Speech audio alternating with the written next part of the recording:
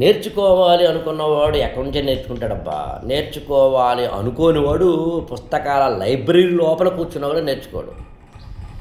నేర్చుకోవాలి అనుకుంటే దేని నుంచైనా నేర్చుకోవచ్చు అనేది నాకు తెలిసి భాగవతంలో అజగరోపాఖ్యానంలో కథ ఉంటుంది నాకు గుర్తున్నంత వరకు కొద్దిగా. అంటే కొండ చిలక నుంచి, సీతాకొక చిలుక నుంచి, తేనెటీగ నుంచి అన్నిటి నుంచి నేర్చుకున్న కథ అది. బస్టాండ్లో నిలబడినా కూడా నేర్చుకోవచ్చు అబ్బా. ఆర్టీసీ ఎన్ని రకాలుగా ఇన్కమ్ జనరేట్ చేయొచ్చు, ఎన్ని రకాల యాడ్స్ ఉన్నాయి, అసలు ఆర్టీసీ ఎన్ని రకాలుగా ఇన్కమ్ని లేకపోతే ప్రజలకి సేవ చేస్తుంది, అబ్బా ఎన్నో నేర్చుకోవచ్చు. అక్కడ ఉన్న హోర్డింగ్స్, రాయబడిన పేర్లు, వాటికి సంబంధించిన విశేషాలు, ఎన్ని రకాల పేర్లు ఉన్నాయి, ఎన్ని రకాల ఊర్లు ఉన్నాయి, ఈ రకాల పేర్లు ఏంటి, ఎక్కడ ఇంటి పేర్లుగా ఉన్నాయా, కొన్ని వందలు నేర్చుకోవచ్చు. అసలు నేనే బహుశా ఆర్టీసీ బస్ స్టాండ్లో నిలబడితే ఎంత నేర్చుకోవచ్చు అనేది ఒక గంట నేను ఉపన్యాసం ఇవ్వచ్చేమో అంత నేర్చుకోవచ్చు.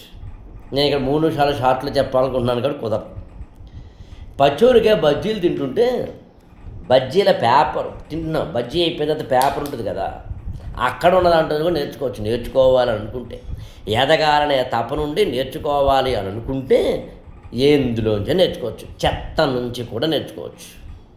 నేను ఒకసారి నాకు బాగా గుర్తు, 1995 ఆ ప్రాంతాల్లో నేను హైదరాబాద్ కొత్తగా వచ్చి ఐఏఎస్ ప్రిపేర్ అవుతున్న రోజుల్లో ఆర్టీసీ క్రాస్ రోడ్స్లో సంధ్యా థియేటర్ అనే ఒకనొక సినిమా థియేటర్లో సినిమా చూస్తూ ఉంటే మధ్యలో ఇంటర్వెల్లో స్లైడ్స్ వచ్చినాయి. ఆ స్లైడ్స్లో ఒక స్లైడ్ ఏంటంటే ట్రాన్స్లేషన్ సర్వీసెస్ అని.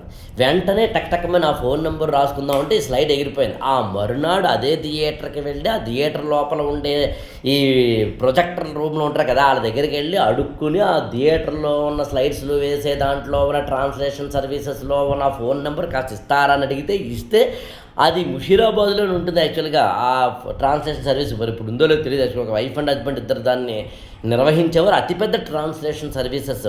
దానికి వెళ్ళి వాళ్ళకి ఫోన్ చేసి అపాయింట్మెంట్ తీసుకుని నన్ను నేను పరిచయం చేసుకుని, నేను ఐఏఎస్కి ప్రిపేర్ అవుతున్నాను, నాకు పార్ట్ టైం జాబ్ కావాలని అడుక్కుని అప్పుడు నేను వాళ్ళకి పీస్ వైజ్ అంటే ఎంత రాస్తే అంత డబ్బులు ఇస్తారు, దానికి ట్రాన్స్లేషన్స్ చేసేవాడిని. నాకు తపన, ఆకలి, నేర్చుకోవాలనే కోరిక. ఇక్కడ 2 ఆకళ్ళు. ఒకటి డబ్బులు లేకపోవడం అనే కడుపు ఆకలి, నేర్చుకోవాలనే మనసు ఆకలి, బ్రెయిన్కి మేత ఇవ్వాలనే హృదయపు ఆకలి. ఇవి ఉంటే జీవితంలో ఎదుగుతావు. లేకపోతే కోచింగ్ సెంటర్కి వెళ్ళినా, మాలాంటి వాళ్ళ దగ్గర కోచింగ్ తీసుకుంటున్నా పెద్ద పీకేదేం లేదు. నీ బతుకుని బస్ స్టాండ్ చేసుకోవడం తప్ప.